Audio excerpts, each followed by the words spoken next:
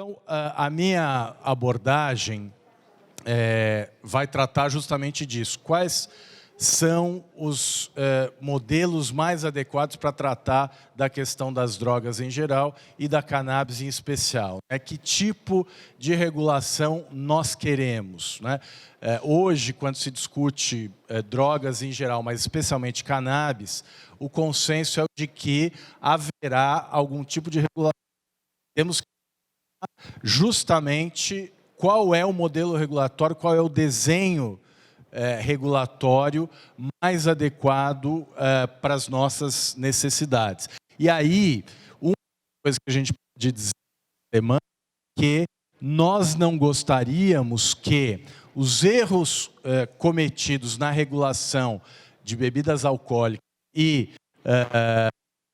tabaco se repitam na regulação das drogas, em especial na regulação da cannabis. Né? Nós não gostaríamos que, assim como aconteceu em relação ao álcool e tabaco, em que surgiu um mercado monopolizado por grandes corporações, né, o Big Tobacco, o Big Alcohol, não gostaríamos que isso acontecesse também, que ao final surgisse o Big Marihuana. Né? Então, o que a gente quer é uma regulação inclusiva, uma regulação que permita, inclusive, que a gente possa, de alguma forma, reduzir a dívida social que existe e que, em muitos aspectos, é produzida pela guerra às drogas. Né? Que é o exemplo mais evidente de um sistema de justiça que blinda amigos e persegue inimigos, e o traficante e também o usuário representam o papel de inimigos nesse sistema que blinda os amigos. Então, eu não estou conseguindo mexer. Isso. Tem esse gráfico, ele nos permite, quando a gente discute esse assunto, né, qual é o melhor desenho para as políticas de drogas, uma política de drogas que seja realmente capaz de proteger a saúde sem criar outros problemas, em especial em relação às liberdades e aos direitos humanos.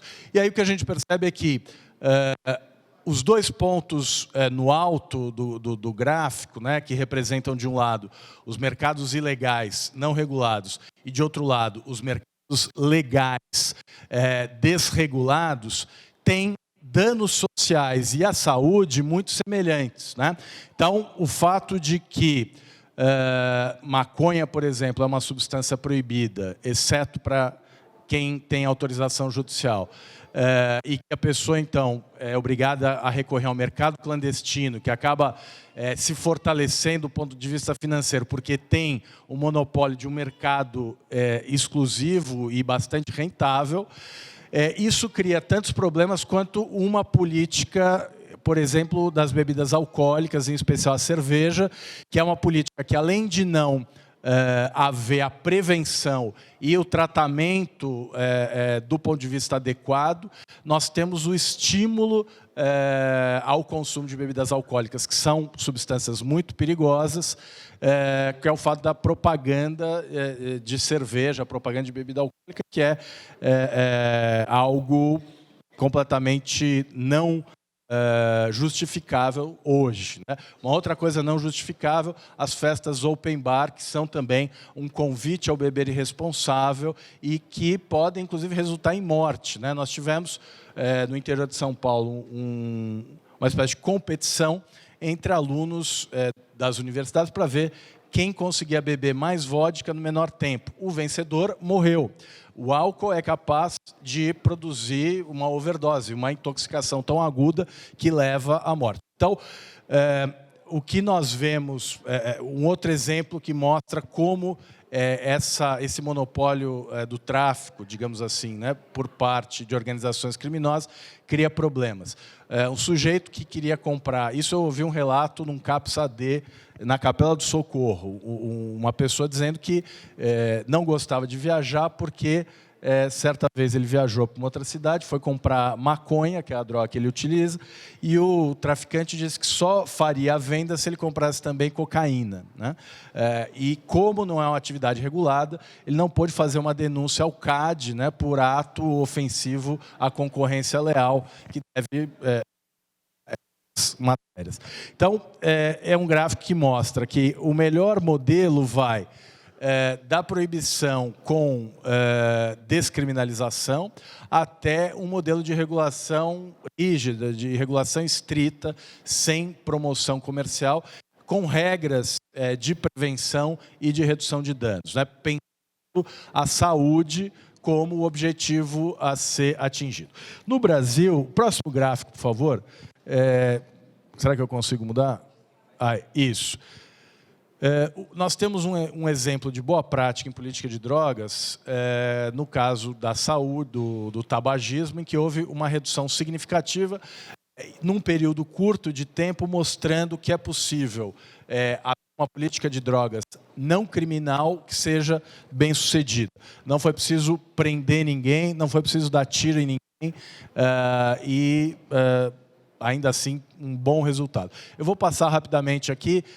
Essa pesquisa que o governo federal tentou censurar, não é? O ministro Osmar Terra, que ignora as evidências científicas, mas tentou proibir a circulação dessa pesquisa, que mostra que o grande problema de saúde pública no Brasil, na verdade, é o consumo de bebidas alcoólicas. Se a gente pensar na política de drogas em geral, o principal problema, né, em termos de gravidade, em termos de importância, é o consumo problemático de bebidas alcoólicas. Se a gente observar a idade de início de consumo de bebidas alcoólicas no Brasil, 15,7 para meninos e 17,1 para meninas. Então, apesar de proibido, proibido o consumo, a disponibilização, a venda de bebidas alcoólicas para menores de 18 anos,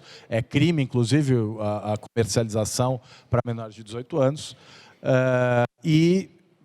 esse gráfico, né, estava mostrando que justamente porta de entrada para drogas mais perigosas é justamente a bebida alcoólica. É por meio da bebida alcoólica que os adolescentes, digamos assim, ingressam no mundo das drogas, né? Então, se há uma porta de entrada, é a da bebida alcoólica. E vejam que interessante, a bebida alcoólica que tem uma regulação frouxa, flácida, ineficiente, né?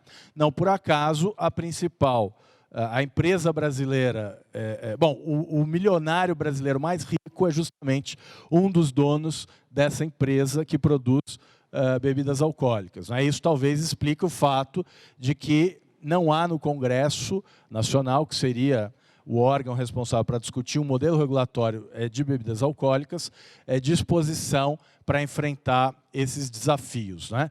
Como fazer uma política de drogas efetiva em relação à bebida alcoólica. Uma das prioridades deve ser a prevenção do uso de bebidas alcoólicas nas escolas, né, entre os jovens. Veja ali também que abaixo dos 18 anos, 5% bebe em binge, que é o consumo de 5 ou mais doses em menos de 2 horas, né, para homens e 4 ou mais doses para mulheres.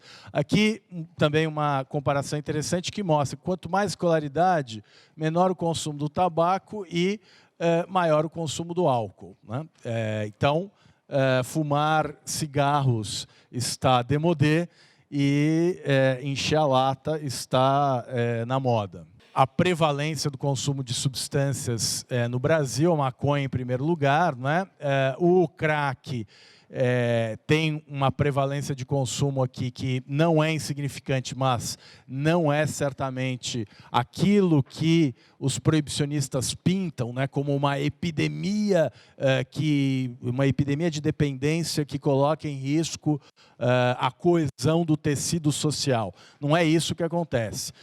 Nós temos, de fato, índices que exigem cuidado, mas, acima de tudo, nós temos que pensar numa política de inclusão. O crack, as pesquisas mostram, incide problematicamente muito mais em pessoas que já vivem uma situação de exclusão, sendo o crack muitas vezes não exatamente a causa, mas a consequência de uma situação de exclusão. Para a gente construir uma política de drogas baseada em evidências científicas, precisamos de dados confiáveis, né? Aqui nós temos uma escala de drogas preparada pelo professor David Nutt, que é um dos principais farmacologistas que existem, e ele elaborou, a partir de danos individuais e danos sociais, uma escala de nocividade das drogas em que o álcool está em primeiro lugar, com 72 pontos, e a maconha em 8º lugar, com 20 pontos, né? Então, essa também seria uma evidência que deveria ser levada em conta no momento da formulação das políticas de drogas, né? Quando a gente faz um balanço da nossa política de drogas no Brasil, o resultado é esse.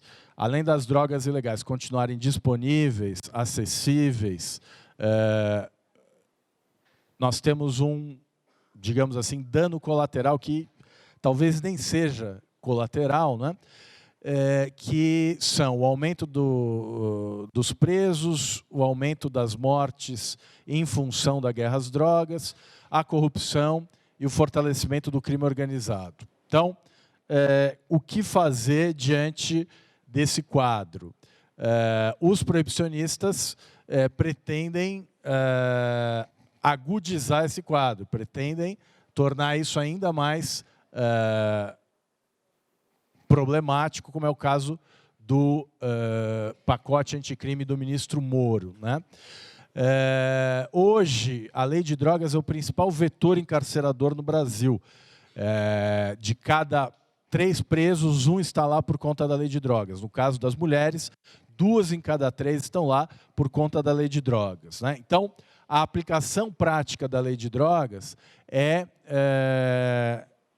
uma das principais causas do encarceramento no Brasil. Aí nós temos uma evolução da população carcerária, mostrando como isso aconteceu. A lei de drogas entrou em vigor em 2006 e, a partir de então, o Brasil passou a encarcerar muito mais do que antes, né? Hoje o Brasil já é a 3ª maior população carcerária do mundo e a tendência é o aumento desse número de presos, porque, infelizmente, o Brasil se tornou um lugar onde as pessoas odeiam a liberdade, né? Todo mundo quer prisão em segunda instância, todo mundo quer punir, colocar na cadeia. Então, somos um país de liberticidas, né? Isso um dia, talvez, os cientistas sociais, os antropólogos, ajudem a entender. Como nós, brasileiras e brasileiros, nos tornamos pessoas que odeiam a liberdade, né? Eu quero dizer que eu amo a liberdade e vou sempre defender a liberdade, é por isso que eu sou um advogado criminalista, né? E na lei de drogas, nós temos esse fenômeno que ajuda a entender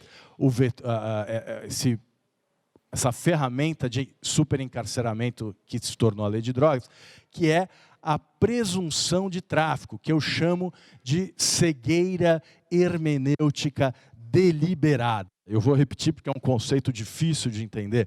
Cegueira hermenêutica deliberada é aquele processo mental por meio do qual juízes presumem a traficância do indivíduo que é flagrado com drogas, né? Então, a pessoa está lá com drogas e é parada pela polícia e vai ser enquadrada como traficante que ocupa esse papel de inimigo público número 1 da sociedade ordeira, né?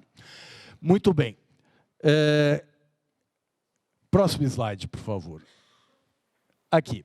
Quando a gente analisa os tipos penais, né, a lei de drogas, que é a lei 11.343, ela tem basicamente 2 crimes. No artigo 28 está o crime de posse de drogas para uso pessoal. Esse crime é um crime de menor potencial ofensivo. É um crime que não coloca como regra, ninguém na cadeia. Eu digo como regra porque hoje no Brasil a liberdade vale tão pouco, né, que eu não me surpreenderia se um juiz, por algum motivo relevante valor moral, colocasse alguém em cana pelo uso de drogas. Mas, como regra, a lei considera o artigo 28 uma infração de menor potencial ofensivo, considera um crime que pode ser resolvido, inclusive por meio de transação penal, que é um acordo que extingue o processo. E o artigo 33, que veicula o crime de tráfico de drogas, né, que é um crime grave, equiparado a hediondo, tem, portanto, um tratamento jurídico penal muito duro, né? É, entre todos os crimes, pertencente àquele grupo de crimes mais graves que a Constituição decidiu, né, numa época em que, infelizmente, a Constituição está tão desprestigiada. Vale lembrar desse impulso punitivo do legislador constituinte de 88, que considerou o tráfico de drogas um crime equiparado a crime hediondo. Nós temos uma lei dos crimes hediondos que justamente cria regras mais duras para o tráfico de drogas. Mas eu queria chamar a atenção que o artigo 28 ele traz aqui 5 verbos, né, que são, para quem não é da área do direito, os núcleos do tipo. O tipo é essa moldura legal, essa descrição da conduta típica proibida, e o verbo representa especialmente a ação, não é? O núcleo do tipo penal. E aí, se a gente for para o artigo 33, nós vamos ver que todos os 5 verbos do 28 estão também no 33. Olha que coincidência, né? Além de outros tantos verbos. E dentro dessa ideia que eu queria mostrar para vocês, nós temos uma realidade em que a distinção entre uso e tráfico de drogas, que está prevista no parágrafo 2º do artigo 28 da Lei 11.343, é, na verdade, um convite à subjetividade, um convite à discricionariedade, que no jargão jurídico é a porta aberta para o arbítrio, né? Arbítrio, falando grosso modo, é o desprezar as liberdades constitucionais e dar ao juiz um poder de vida e morte, né? Então, como o critério diferenciador de uso e tráfico é muito insuficiente, a regra é que jovens negros de periferia sejam enquadrados como traficantes e brancos de classe média, moradores das regiões nobres das cidades, sejam enquadrados como usuários. Às vezes até com mais quantidade de drogas do que essas outras pessoas.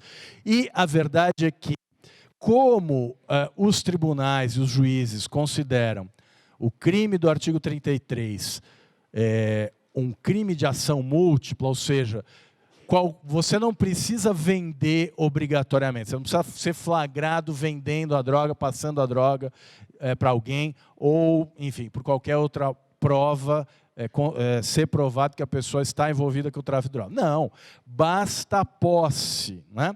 Então, ter a posse é muitas vezes suficiente para que a pessoa seja condenada por tráfico de drogas. E, basicamente, nós temos juízes brancos julgando réus negros, né?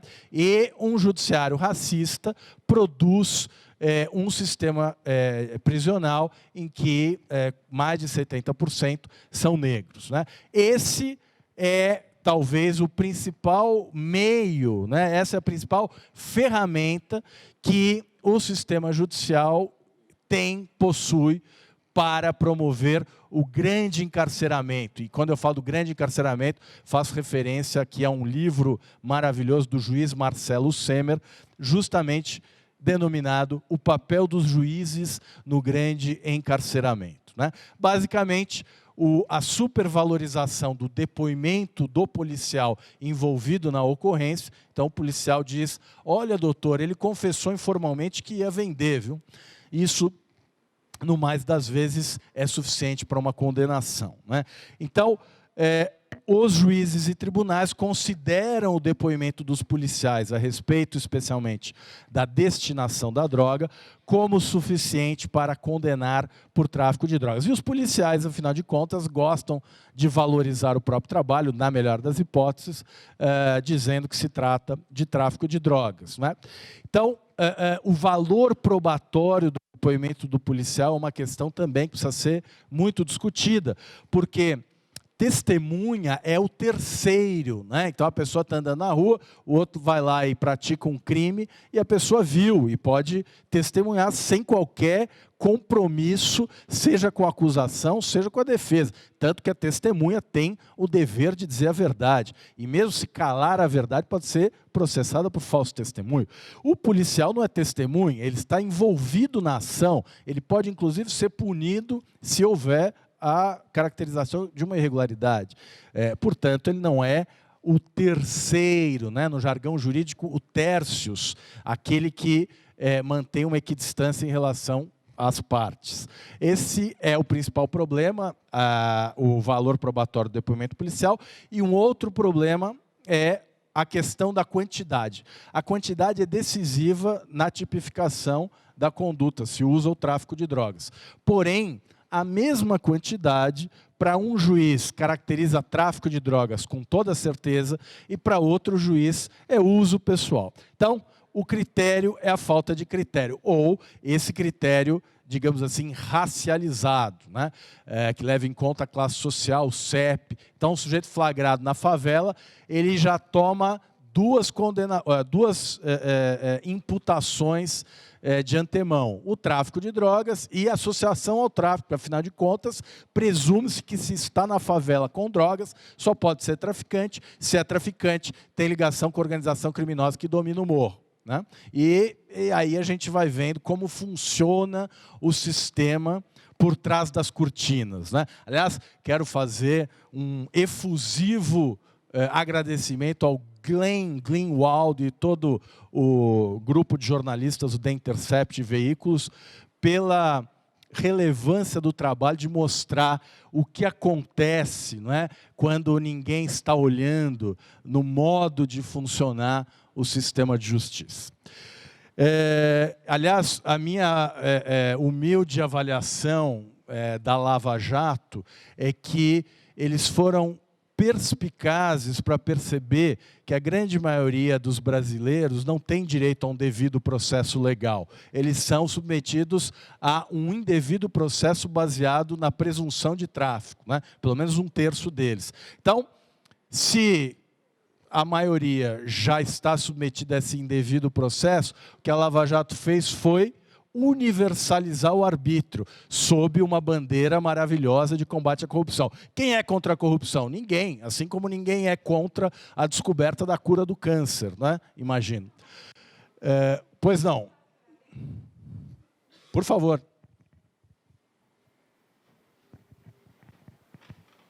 Oi, bom dia a todos. Eu me chamo Carla Pena. Venho de lutas populares aí, fui do Conselho de Direitos Humanos e vou pleitear agora novamente.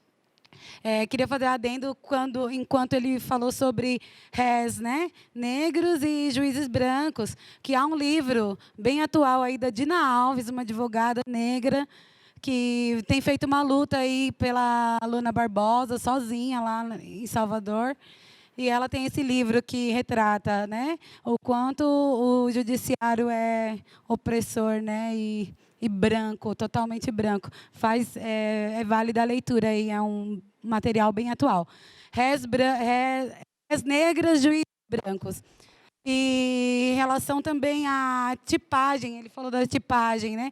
Há companheiros aí sendo perseguidos por distribuir kits de tipagem, aonde que conclui que aonde há mais, nas regiões periféricas, há mais misturas de drogas, tem povo indo para a cadeia sem ser realmente aquela droga. Não se tem cocaína aqui no centro. E aonde é Morumbi, são outras misturas menos maléficas, né? Para quem tem dinheiro. E tá aí, estava em exposição lá no MASP, aí, essa tipagem, essa pesquisa que foi feita pelo pessoal aí, se eu não me engano, não sei se eu posso falar, mas acho que é o pessoal da Craco Resiste. Tá bom, pessoal? Só fazer essa adendo, gratidão. Muito legal. O que você disse faz todo sentido. 5 minutos. Vamos, então, dar uma corridinha. Me empolguei aqui, porque o assunto ele é muito empolgante, né? Aqui a gente tem o parágrafo 4º do artigo 33, que, na minha opinião, é uma espécie de válvula de escape, né? Como a lei ela é muito autoritária, ela é muito dura, criou-se aí uma fórmula de compensação. Então, é mais ou menos como se o legislador estivesse dizendo, olha, nós vamos dar aos juízes o poder deles condenarem usuários como se traficantes fossem. Porém, nós vamos criar aqui uma causa de diminuição de pena, que assim a pessoa pode ter a pena mínima, que é de 5 anos, reduzida para até 1 ano e 8 meses. Né? Enfim, como a liberdade vale pouco no Brasil. Né? Afinal de contas, esse é um crime que, como regra, só as classes mais populares vão ter que enfrentar, especialmente naquilo que diz respeito à dureza. Né? Então, o parágrafo 4º, ele traz uma causa de diminuição de pena, né, um redutor, quando o agente não tem vínculo com a organização criminosa, então ele não se dedica a atividades criminosas e nem integra organizações criminosas e deve ser primário de bons antecedentes. Então, a pena deve ser reduzida, e aí tem essa parte final, vedada a conversão em penas restritivas de direito. Vejam vocês, o Supremo Tribunal Federal, ele declarou inconstitucional essa parte da lei, dizendo, olha, você não pode, na lei, tirar do juiz a possibilidade de dizer qual é a intensidade da pena, que é a questão do regime prisional. Né? 1 ano e 8 meses, o sujeito pode cumprir no aberto ou mesmo ter a pena substituída por restritiva de direitos. Essa é uma questão que tem que ser resolvida caso a caso. Né? Agora, o problema é que nós temos um Tribunal de Justiça em São Paulo que ignora esse entendimento do Supremo Tribunal Federal e do STJ, e condena no regime fechado, dizendo que mesmo o tráfico privilegiado é hediondo. Não é, o Supremo já disse que uma coisa é o tráfico privilegiado, que é um crime de menor gravidade, outra, o tráfico normal.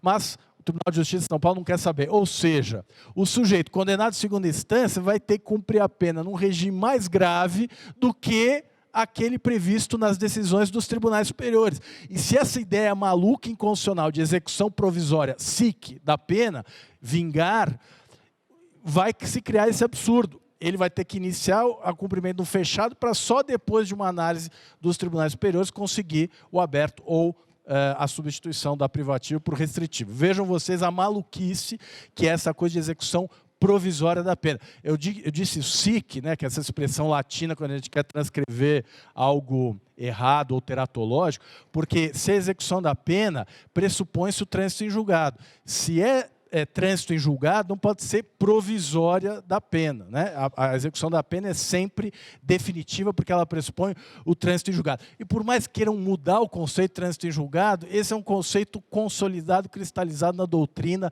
Liebman, né, já dizia a qualidade e imutabilidade de uma decisão judicial. Então, nós temos aqui mais um exemplo do quão maluco é a aplicação prática da lei de drogas. Nós temos isso que eu já falei a respeito da tendência de enquadramento de todo caso como tráfico, a questão do supervalorização do depoimento policial e a questão do critério da quantidade como critério definidor da tipicidade, mas sem qualquer coerência, sem qualquer critério. Né? Bem, aqui eu trago um texto do Guilherme Nucci, em que ele fala dos pontos cegos da lei, e eu questiono se a lei tem pontos cegos ou se trata dessa cegueira hermenêutica deliberada dos magistrados que julgam lei de drogas. Aqui a questão dessa impossibilidade da presunção do tráfico, qualquer presunção tem que ser de uso pessoal, está no voto do ministro Gilmar Mendes, né, o meu malvado favorito, que deu um belíssimo voto no recurso extraordinário 635-659, um voto lapidar, um voto que merece ser lido, e entre as muitas coisas boas que ele escreveu lá, está essa aí. A presunção de não culpabilidade não tolera que a finalidade diversa do consumo pessoal seja legalmente presumida. E o valor probatório do depoimento policial precisa ser relativizado. O ministro Gilmar também fala sobre isso. Aqui o trecho do voto dele, que eu não vou ler. E chegamos ao fim. Queria agradecer mais uma vez. Muito obrigado pelo convite. Parabéns pelo evento. Me desculpe se eu passei do tempo. Claro. Saudar meu professor há mais de 10 anos, Cristiano Madonna. Minha pergunta é bem simples, Madonna. Qual a quantidade de cannabis medicinal necessária para tratar a saúde mental de uma sociedade em guerra?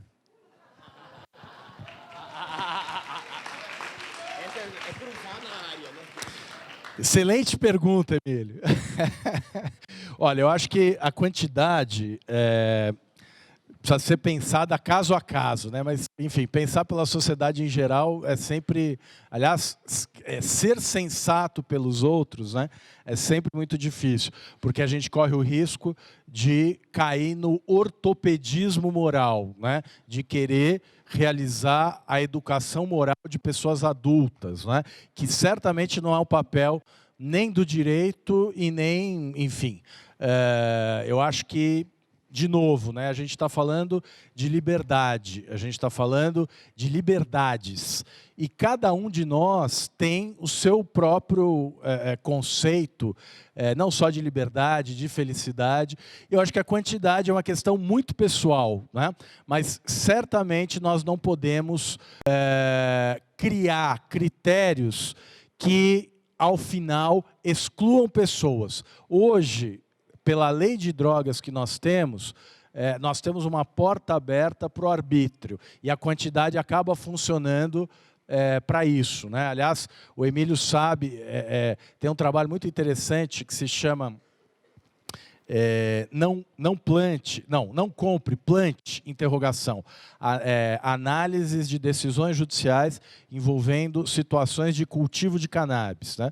O autor do estudo queria saber se depois da Lei 11.343, quando passou a existir uma previsão específica na Lei de Drogas a respeito do cultivo para uso pessoal, a tendência que havia lei anterior, em que essa figura não existia e que toda a situação de cannabis cultivada era caracterizada como tráfico, se haveria uma mudança, se as decisões condenatórias por tráfico em função do cultivo diminuiriam em termos numéricos. E ele descobriu que aumentou, né? E uma das constatações que ele fez foi justamente a ausência de conhecimento dos juízes sobre a capacidade produtiva de um cultivo, né? Então, o juiz escreveu lá na peça, olha, foi apreendida uma planta que tinha 4 quilos, ela foi pesada com o vaso, com a terra, enfim. E aí o juiz dizia, 4 quilos só pode ser para tráfico de drogas, né? Afinal de contas, enfim. Então, a ignorância dos juízes, não apenas, mas principalmente porque, afinal de contas, são eles que decidem, né? Da sociedade em geral a respeito da questão da quantidade, né? Então, certamente nós precisamos de critérios quantitativos, se eles existirem. É uma discussão longa, complexa, polêmica, mas certamente esse critério precisa ser elevado, né? Não para que haja um estímulo, mas para que justamente não haja a injustiça de enquadrar alguém que deveria estar fora, né? E a questão da quantidade também é muito subjetiva, né? Quer dizer, há inclusive uma mudança, por exemplo, no padrão do tempo. Às vezes a pessoa está mais feliz, está mais triste, está mais angustiada, está mais... Enfim, a questão da quantidade, ela precisa ser discutida, mas num contexto de maior liberdade, né? Aliás, eu venho dizendo e insisto, nós precisamos de menos ordem e mais tolerância, né? Eu acho que o caminho é esse.